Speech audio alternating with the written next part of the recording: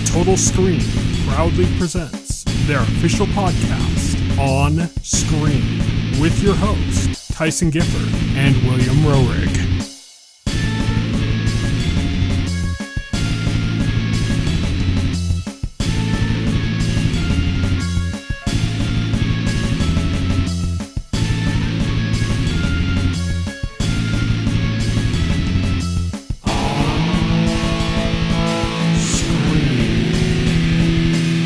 Hello, everybody, and welcome to OnScreen, the official podcast of the Total Screen. My name is Tyson. My name is Will. And today we are going to be talking about Godzilla Minus One. Last week we said we weren't sure what we were going to be talking about yet, and then just out of nowhere we popped on Netflix and there was Godzilla Minus One. So we said, okay, topic confirmed. So that's what we're going to be talking about in full spoilers as our main topic for the night. We're also going to be going over some stuff that's coming up on the horizon and a news story and 2 trailers in our news segment on Beat. Let's get started with our On the Horizon segment.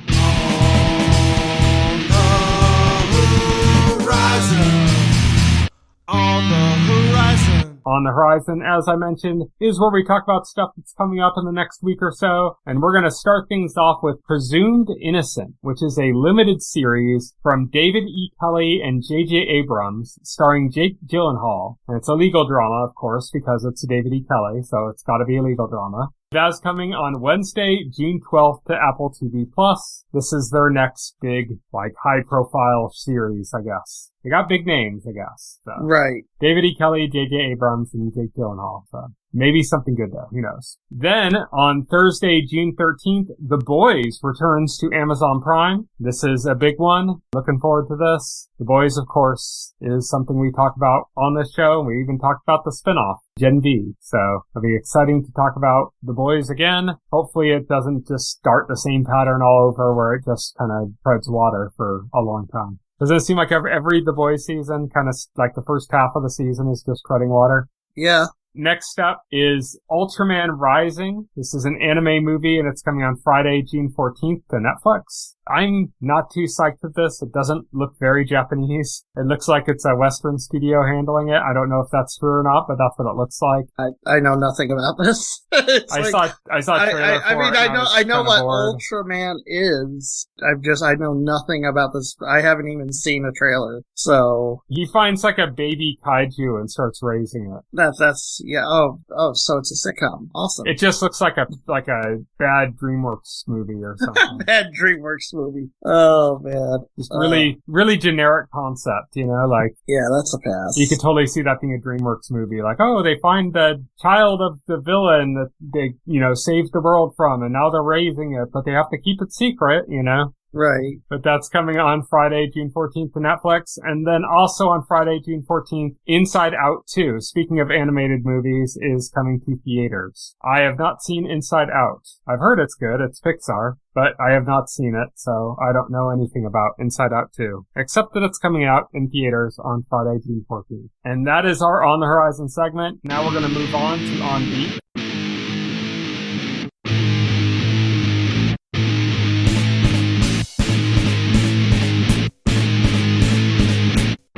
On Beat.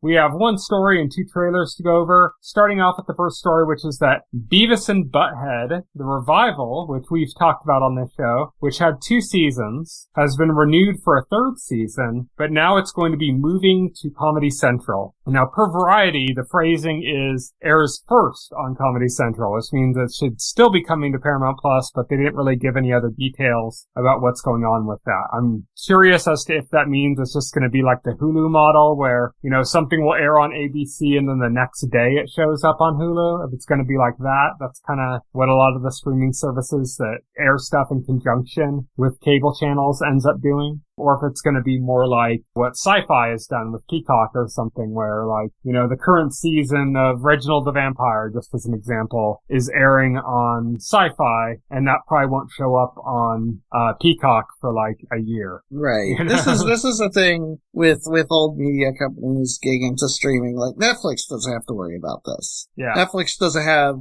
linear cable or broadcast networks that they own. Yeah, Netflix does do something similar sometimes, though. Like, some movies that they are going to put out that they expect to be, like, possible Oscar contenders, they'll give, like, something like a 30-day window at the movie theaters. Oh, yeah. Well, they used to do that. I don't know. When's the last time they did that? They did that, I think, last year on something. There was a movie that came out on Netflix that had a brief theatrical window, and they did that with the Alfonso Cuarón movie. That I think it was Roma. I know, like, Monkey Man is not Netflix because Netflix did not want to give that a theatrical release. Yeah.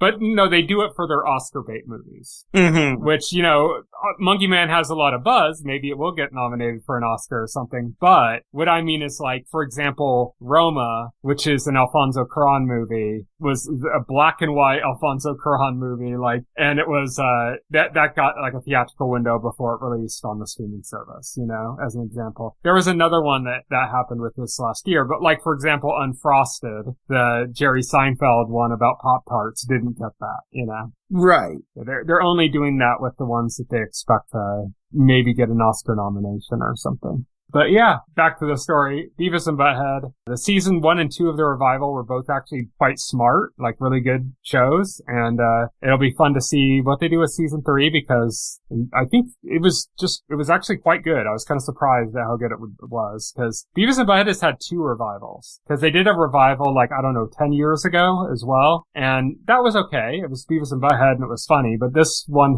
was significantly smarter than that one was. So it's curious. That move to Comedy Central is the interesting part of the story, just because they're going to bring the second season over to Comedy Central on July 10th, which is already on Paramount Plus, and then they're also going to air the Beavis and Butt-head Do the Universe movie that they made for Paramount Plus on July 3rd. Right. So, I wonder what the play is. I wonder if this is to get more people to sign up for, the hell is it called? Paramount Plus? Yes. I don't know why my brain just wanted to say Peacock. You're thinking of low-tier streaming services. Yeah, exactly. Although I argue Peacock is a lot better than Paramount Plus as far as regular content, Yeah. I mean, Paramount Plus obviously benefits stuff from having a Beavis and Butt-head on it, but... The South Park specials, that's pretty much it.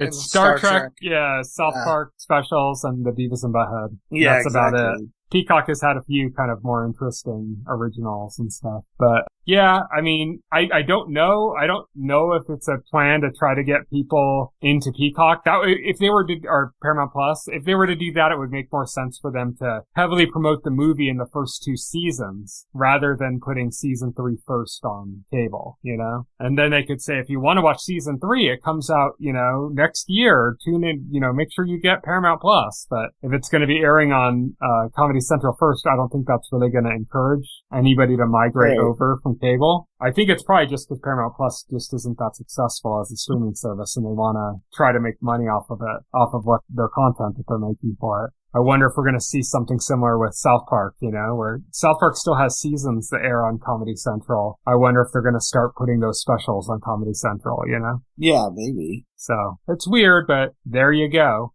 Then that's it for our regular news story, and then we also have 2 trailers we're going to talk about. First, we got a trailer for Venom: The Last Dance, which, like with both of the Venom trailers, or trailers for the other Venom movies, I should say, it looks better than it probably is. I think the trailer actually looked kind of fun and interesting, and the 2 Venom movies were pretty much garbage. But in the same way, the trailers for those movies highlighted some of the more kind of fun parts, like the Venom Eddie Brock kind of dynamic parts where it was like them like bickering and stuff, and that's kind of more the fun parts of the franchise. And they kind of highlighted those in the trailers for the first 2 movies, and then it really wasn't enough of that to make those movies work. And that seems to be what they're pushing forward with on this trailer as well. So pushing heavily into kind of like the funny dynamic parts between Venom and Eddie Brock. But fool me twice, shame on me again. I mean, this...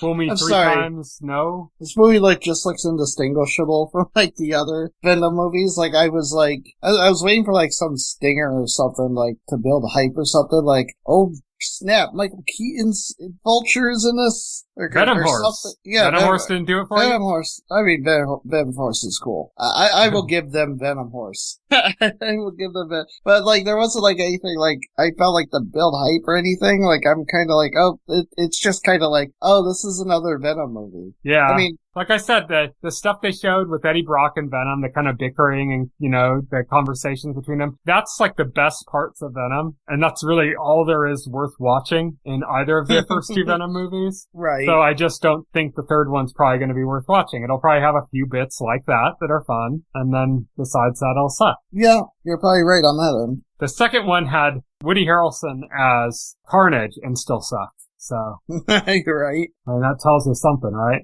Then the next trailer we got was for Alien Romulus. We already got a trailer for it, but the trailer we had before was just like just a tease. And we didn't really get a lot of plot details in this trailer either, but like we just got a really cool trailer that kind of mirrored the old trailer as well. They even did that in space, no one can hear you scream thing. And they even copied like the way the Alien logo came in, like only parts of it at a time. Like the old Alien trailer, like the original Alien movie trailer. This looks like a legit proper horror movie. Yeah, it's not going with the later Alien movie style. It's going more back to the original. Fede Alvarez said recently that they're doing something like between Alien and Aliens, because I guess like Alvarez said, like both of those movies are like iconic, and you can't do like an Alien movie without incorporating elements from both. So it sounds like they're going for the horror approach of Alien, but they're like pushing up the military aspect of Aliens and some like the kind of visual language probably from that movie. Yeah, exactly. Yeah, I mean, it looks cool. I love the silent part in the trailer at the end. Oh, it's fantastic. This is probably like the best trailer of the week. I mean, this movie looks awesome. Yeah. I say that as somebody like who's like only watched like the first two. Like I didn't watch all the. I did watch that stupid Aliens versus Predator movie. Actually, I regret that. Is that the one with the pyramid or something? Yeah, it's the first one. I didn't even bother with the second one. Yeah, I think I saw pieces of that, and that's it. And I've seen the first two plus I saw the third one as well. That was David Fincher, even though David Fincher doesn't want to be associated with that movie anymore. Oh no, yeah. I think the third one was like David Fincher, and did Joss Whedon write the script? I don't know who wrote the script. Might have been. But I know that they basically took creative control out of Fincher's hands, and he really hates that movie. Yeah, it ended up pretty bad. Yeah, those are the only ones I've seen. I haven't seen the other ones. I never watched Prometheus or the... Yeah, I haven't seen that. What was the other one that came out after Prometheus? That kind of continued that story? Oh, I have no clue. There was a follow-up to Prometheus. I don't remember what it was called. Alien Covenant, but I didn't see that one either. Was the follow-up to Prometheus. Okay. Yeah, okay. That picked up 11 years after the events of Prometheus. I think it had like one or two cast members. I didn't watch it, so I don't know. But yeah, so Alien Romulus, though, it looks good. The director is the guy that did the remake of Evil Dead, which is probably the worst Evil Dead movie, but that doesn't make it a bad movie. It's still a good movie. It's just that the originals were the classics, and Rise, the newest one, was much closer in tone to that kind of sinister humor kind of that those movies have. But yeah, that's it for our trailers and for our on-beat section. And now we're going to move on to our final segment, full spoilers.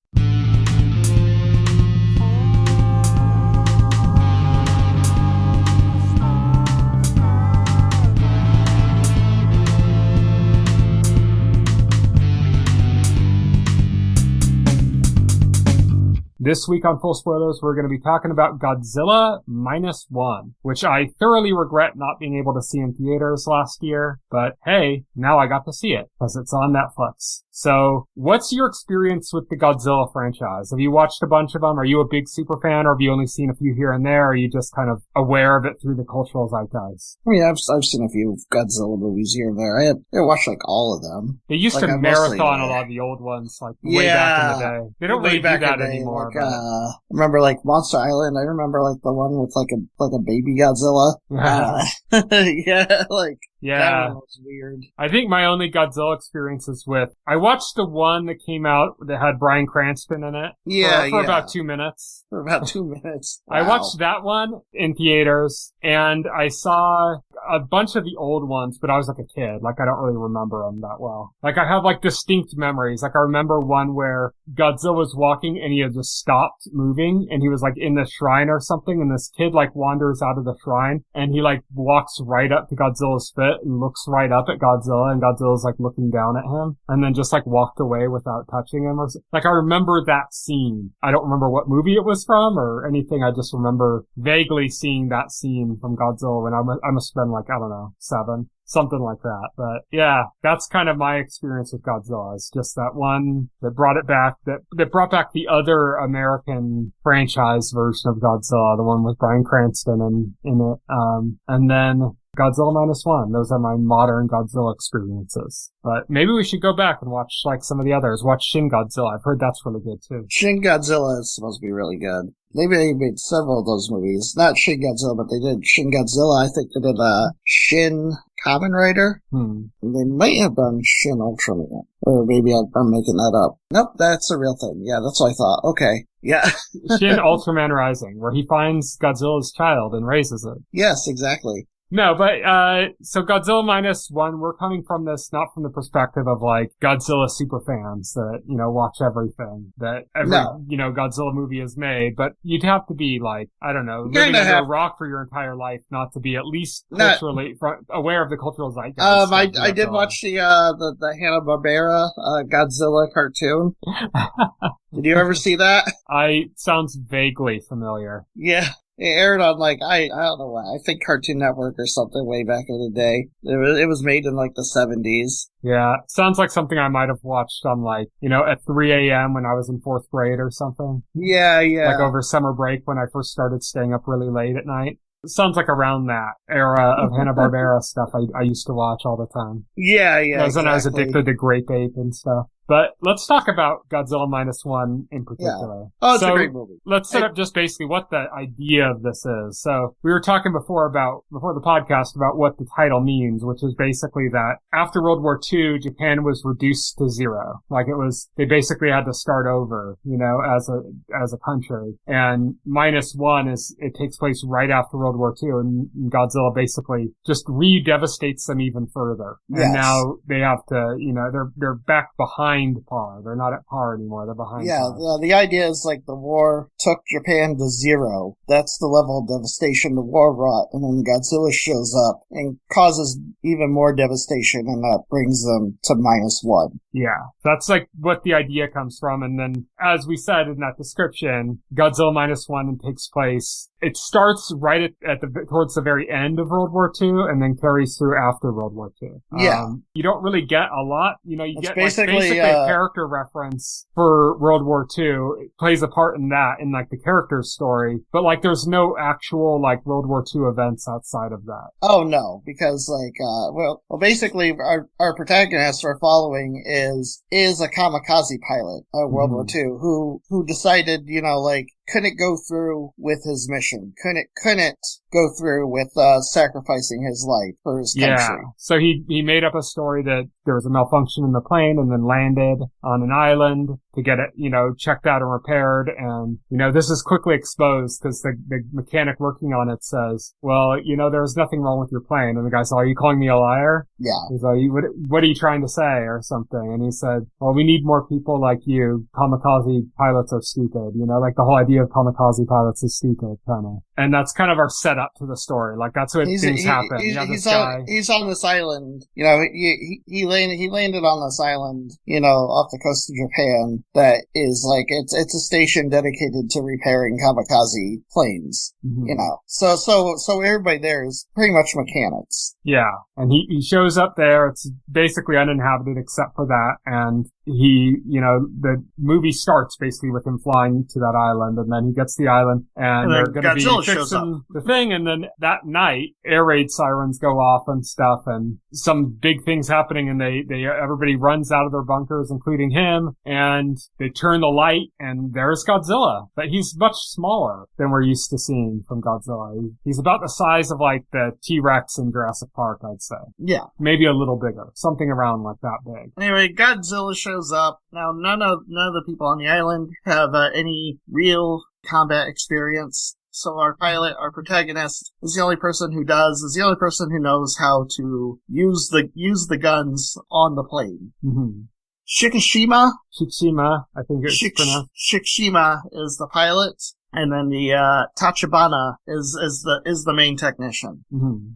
Okay, yeah. Tachibana sends Shikishima to the plane to shoot Godzilla with the plane's machine guns, and because he figures, that's strong enough to kill anything. Shikishima gets again at there. This time, Godzilla is much smaller than what we normally see Godzilla as in movies, Right, yeah, and Shikishima gets to the plane, gets into the cockpit, and then they're all waiting, and he just freezes. Yeah. Again, this is another mission he cannot complete. Yeah, this kind of sets up what the story is, which is this is a story about PTSD and survivor's guilt. Yeah, and as he sits there frozen in fear and awe of this creature, Godzilla proceeds to kill pretty much everybody else except for him and Tachibana. Well, it's not doing too much until one of the mechanics opens until they fire. Shoot it. Yeah. Oh yeah. And then it just rages out and starts killing everybody. Yeah. Oh yeah. And what that's setting up is just that Godzilla is kind of just like a force of nature. It doesn't really necessarily care about people, but once it's attacked. Yeah, that's another thing I want to bring up about this movie. One of the things about this movie is,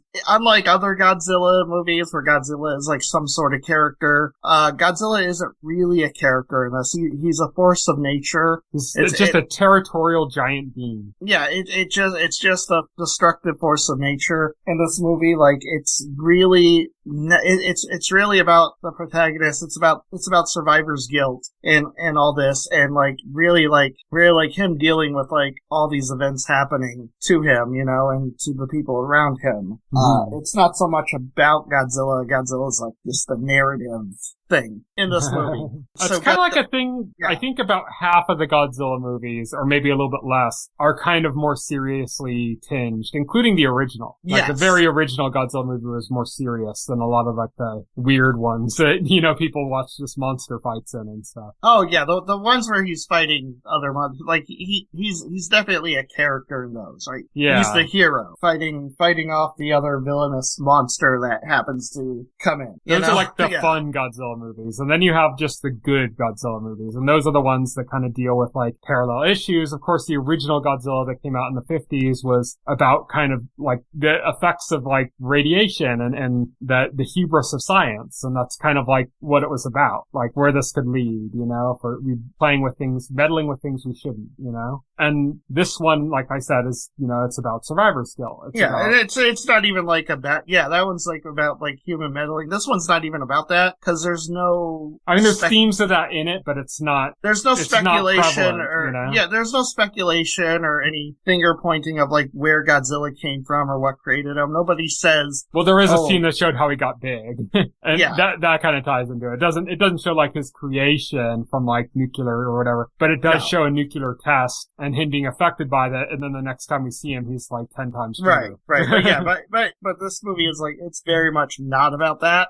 Yeah. It's about this character, Shikishima, and his survivor's guilt as a kamikaze pilot who couldn't go through with it. Well, yeah, and again, the point in the opening scene is now he has guilt from these people dying, Tachibana, even though it's very obvious they angered Godzilla by firing at him, Tachibana still blames Shikishima for the death of his crew, and Shikishima I think bears some of that guilt with him, and he comes home finally bearing all this guilt, only to find out that his parents are dead. They died in the air raids. Yeah. and he has like a letter from them, like they were imploring him to come home safe, and that's why he didn't go through with his mission, and because he wanted to come back home to his parents, and he comes home and they're gone, and so it's even more devastation for him. Yeah, so we have a long stretch of the movie that's about him trying to reintegrate into this new post-war Japan. It has nothing to do with Godzilla. It's just him trying to kind of reintegrate into this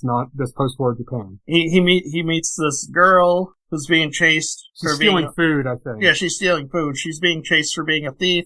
She has a baby with her, and he reluctantly, he reluctantly takes her in. And they start to become close, Yeah, it's like a found family kind of thing, because it's not her daughter. It's an orphan from the bombing raids in Tokyo. Right, yeah. So they're like three strangers who are like just bonded together through fate to be a found family. Even though Shikishima doesn't want to accept it at first, like there's a point where like he's not gonna. Oishi is her name. Yeah, Oishi, yeah. Like, even though, like he said, like he has no plans to marry Oishi, he tells the young baby, she calls him dad, and he tells her, I'm not your dad.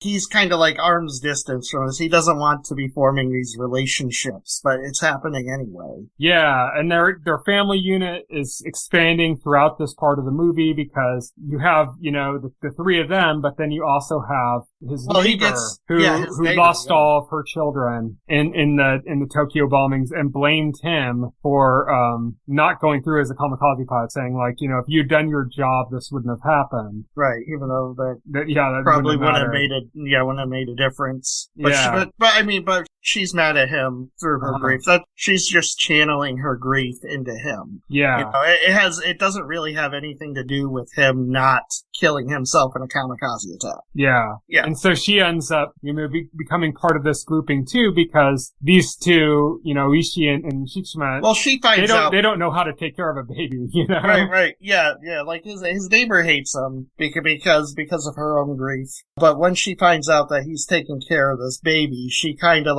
she becomes interested in taking care of the child. And again, I think that's out of because she had children that she lost. I think she just really welcomes the opportunity to care for a child. Yeah, she kind of becomes almost like a grandmother figure to the family in that sense, or like a nanny and aunt, something like that, And so it's like she becomes part of this kind of continued found family. This is somebody who hated him and is now like an integral part of his life, He gets a job, basically. Yeah, he gets a job disarming mines. Yeah, the U.S. basically just left all their mines and said, okay, well, Japan, you need to clean these up. And they sent this Japanese vessel out to clean up these mines, and he ends up joining a crew that's doing that. And everybody on that crew, again, becomes kind of like part of his found family. They become like his very close friends, and they become protective of his adoptive daughter as well. There's the captain of the ship who's kind of a bit steadfast. There's the newbie who's, eager to go to war. He's talks young. about how he didn't get to go to war, and he was too young to participate in World War II, and he wished he could fight for his, he has a very romantic idea of war and being a soldier, Yeah, and they're trying to kind of dispel that in him, and then there was the scientist in the group that was like a naval weapons engineer that's also part of this group and is there to kind of help them figure out how to get the mines up safely and destroy them. So you have this group that he works for, three people that kind of become like almost like brothers to him, like members of the family to him. And then you have, the girl he meets and the baby and the neighbor. And those are kind of the only characters that you really get a focus of in the movie. And they're all kind of part of his found family. Yeah. It's a huge stretch of the movie. Like, Godzilla only shows up in parts of this. Again, Godzilla is like a force of nature in this movie. Like, this movie is really about our protagonist. Godzilla is like the earthquakes in Shogun. Yeah, exactly. Like, there's a thematic point to him, and it's a spectacle, and it adds to the drama of the situation, but the real story is about these other characters, Right, yeah. So that's why, that's why you see less Godzilla destroying things and more, just spending time with these characters. There's this huge stretch of time between the prelude and the second time Godzilla shows up when he shows up in Tokyo. Tokyo and wrecks the place, you know? Yeah. Where you're just getting to know these characters. Well, before that, we get the boat scene. This is when his crew encounters Godzilla for the first time. And, they're out trying to destroy the mines. They know that there's another ship coming, and then Godzilla shows up, and, everybody, like the captain of the ship's all like, oh, we'll take down this Godzilla creature or whatever, you know, because somebody's got to do it. And then he sees him and he's like, okay, change your plans. Let's get out of here. Because he realizes how pointless it is. Because this is when we see Godzilla and he's huge again. This is the Godzilla that we know from other media. This is the giant kaiju Godzilla, not like the T-Rex sized Godzilla that seems somewhat manageable. This is the one that's completely unmanageable. And this is where we get to see him not only just show how pointless it is to try to do anything to him, but also we get to see him use his heat breath, which in this iteration of Godzilla, they turn into like a nuclear explosion practically. Right. Their crew gets saved by a battleship, and the battleship just gets demolished. The fusion breath is astonishing in this version. Again, kicks the shit out of Oppenheimer's knee. Oh my god. I was like, he's gonna bring up Oppenheimer. I will die on that hill. Yes.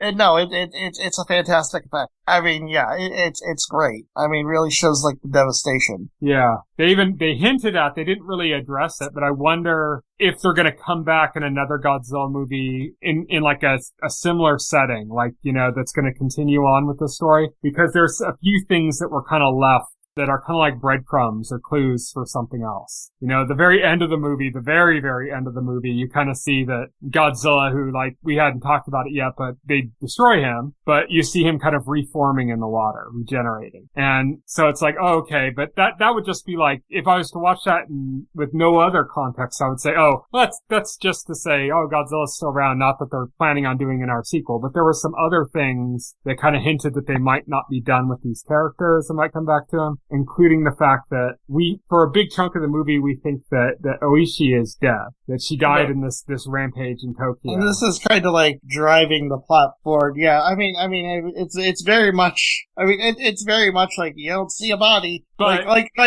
she gets blown away. Like it does like look like something that is potentially fatal. Yeah. Like, you know, like she just gets blown away and she's not like anywhere in the vicinity after the attack ends. Yeah, I don't think you can apply that if you don't see a body thing just because the whole city was basically destroyed. Right, but there's just rubble everywhere, and this is the 40s. You can apply that you didn't see a body thing because she's alive at the end of the movie. Yeah, as a plot event, but I just mean like it would make sense realistically that you would never find her. You know? Right. No, and with the character, like assuming she is perfectly normal and natural. It's not like a leap in logic, you know, and especially like in his mindset, like where he's already suffered so much loss, he's already cynical about everything. And so, like, he's not going to be the person who's going to be full of hope saying she's alive somewhere, we just gotta find her. You know, he pretty much, you know, just writes her up for dead, like, pretty much right away. But the context clue for a sequel that I'm talking about is she is alive. You see her at the end of the movie in the hospital, and you see a black mark on her neck. And the director of the movie has confirmed this, but I mean, you could also just pick up from the ideas of it that that's like something that's been talked about and hinted at in other Godzilla movies before, the idea of like Godzilla parts that are like irradiated, that like infect people and stuff. That's where some of the other giant monsters come from in Godzilla movies, is from like animals and things that were affected by Godzilla's irradiated body parts. But it's also been played up in the more serious Godzilla movies as like linked as being similar to like radiation poisoning. Which was a big issue in post-war Japan in general because of, you know, in reality, because of, nuclear weapons and the radiation poisoning that people suffered in Hiroshima and Nagasaki after those bombs, you know. And the original Godzilla movie, of course, like I mentioned, was kind of like a way of dealing with the idea of that kind of existential dread and the threat of like nuclear weapons. And here they kind of just tap around it around the periphery. Like the movie's not really about that, but they hint at things. Like they talk about radiation several times in the movie. and then there's the instance of the black mark on Oishi's neck as like a kind of hint towards that. So that's kind of, I wonder if we're going to get kind of a follow-up with these characters that takes place, I don't know, 10 years later or something like that, you know? Right, yeah. I mean, I don't know. I'm not going to sit here and speculate on a sequel or what may or may not be in a sequel. I don't think this I think is the original time came out in 1954, and World War II ended, like when this movie takes place, it's around 45, 46. So 10 years, a little bit less than 10 years later, and you could be back to when the original movie was made, and I could see them maybe playing homage to it by doing something like that, doing like a Godzilla set in the same time the original movie came out, kind of. But I'm just saying, like, there's a few hints at things like that that are kind of around the corner that make it seem like maybe they're gonna touch on something else with this. I don't know. I mean, that's for sequel. I mean, that's not really this movie. But anyway, what I wanted to say is, like, he writes off with that because, like, he is cynical at this point, and at this point, he's just driven by, like, vengeance at this point. He just wants to kill Godzilla. There's a good meme that I sent to you after I watched it, which is, it's basically the scene in Endgame where Scarlet Witch is, talking to Thanos and says, "You took everything from me," and Thanos says, "I don't even know who you are," but they replaced Thanos with Godzilla and Scarlet Witch with Shikishima, you know? But yeah, that's basically what that second part of the movie becomes. That part afterwards is he's kind of like looking to settle the score. And it's not necessarily out of vengeance. It's like he wants to put an end to his war. There's a phrase that's uttered several times throughout the movie of like my war's not over. And that's kind of explaining his personal war, meaning not like World War II's not over, but his failures. He doesn't give a crap about World War II. Like, come on. Yeah, he's saying his war, meaning like his failures. Right, yeah, exactly. Are still haunting him. And the movie is kind of about him coming to terms with that and moving past that. And initially, like the way it's set up is the idea of my war's not over is I have to finish this war by kamikazing Godzilla and killing both of us. And then what we learn that the actual theme is that it's not about him kamikazing himself, but about him actually moving on with his life. And the fact that he's able to do that before he finds out that Oishi's still alive. Well, he's able to do that because of the young girl, like his found daughter. Mm-hmm. You know. Well, I mean, her, but also Tachibana, who is his enemy, basically, the guy who has blamed him for all of his crew members' death tells him not to die. Right. And that kind of shakes him out of it, I think. He says, this plane has an ejector seat. This isn't something we learn until he uses it. It's like a flashback. We learn that part of the conversation that we didn't know. But, yeah. So, what did you think of the whole part of the movie where it goes into like their plan on how to take out Godzilla? And they don't have like a huge army to do it with us. So they're basically using engineering. They're gonna science him to death. Yeah, I mean, well, they don't have any other choice, do they? Yeah. I think it's pretty cool that, I mean, obviously, like, the plot, like, demands that, I mean, they made Godzilla bulletproof, right? So the plot kind of demands that the human characters try to come up with some other way to take him down. Mm-hmm. And they come up with a pretty clever idea. It doesn't work, obviously. It hurts him, but it doesn't.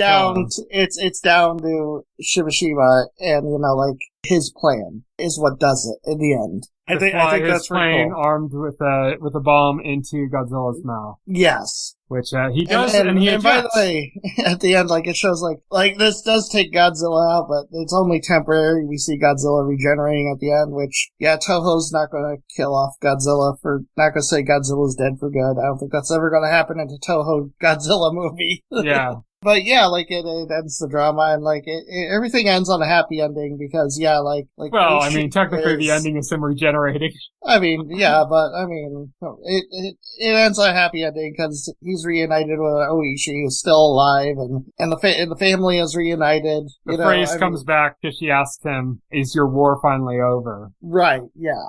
And Shima can, like, finally find some peace. Yeah, he can accept his found family. Right, yeah, exactly. So, yeah, like, really excellent movie. Like, it deserves all the praise and hype it received, definitely. Yeah, I thought it was great. I thoroughly enjoyed it, and I'm even more sad that I didn't get to see it in theaters. This would have been amazing to see, like, an IMAX or something. Right, yeah, exactly. Like, the movie's not about the spectacle, but the spectacle is pretty damn good in the movie when it happens. Oh, 100%. Like, yeah, the spectacle, the effects, it doesn't disappoint. It's Godzilla in the water warfare scenes are great. Yeah. Yeah, people are like, oh man, like, it's incredible they did this for, like, small budget. It's like, yeah, because the entire runtime isn't Godzilla, like, on screen all the time. Like, they use them, like, pretty... They still were able to accomplish a lot. They're still able to accomplish a lot, yeah. Oh, yeah. That's not like one of the legendary films where you got, like, these multiple big CGI monsters, like, hogging, like, the screen time for, like, a lot of the screen time. Yeah, it's a better movie.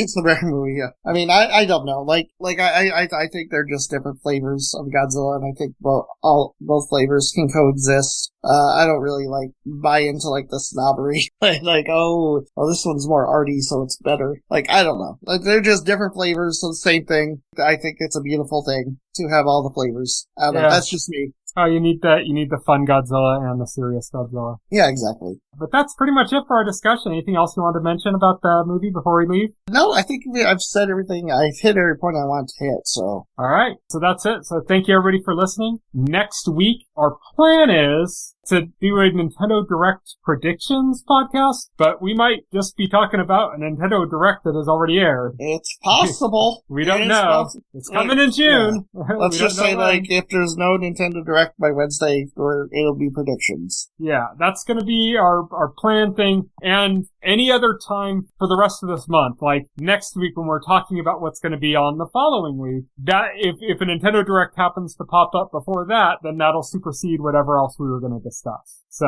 we're saying the Nintendo Direct is going to take priority to any other topic conversation we would have this month. And we'll move the schedule down the line to accommodate it. But yeah, we're going to see if that Nintendo Direct is coming in time for next week's podcast. And if it isn't, then we're going to do our predictions. We're going to talk about what we think is going to come from this Direct. That'll be next week, so stay tuned for that. Until then, thank you everybody for listening. You can follow me on Twitter. I'm at Tyson Gifford. You can follow Will. He is at FoxOHero. You can check out our website, TheTotalScreen.com. If you go to our website and open up a container story for any of our podcast episodes, scroll down to that bottom paragraph. You'll find all of the relevant links to our SoundCloud page, our RSS feeds, all of that stuff. It's all there. So check all of that out. You can also subscribe to the podcast to your favorite podcast player of choice, like Apple Podcasts or Pocket Cast, and the entire backlog of our podcast is available on our YouTube channel. So check that out as well. Thank you everybody for listening. Good night. Thank you for listening to the OnScreen podcast, the official podcast of The Total Screen. Visit our website at thetotalscreen.com. This podcast can be found on any major podcast client, including Pocket Cast and Apple Podcast. The entire backlog of this podcast and other content can be found on our YouTube channel.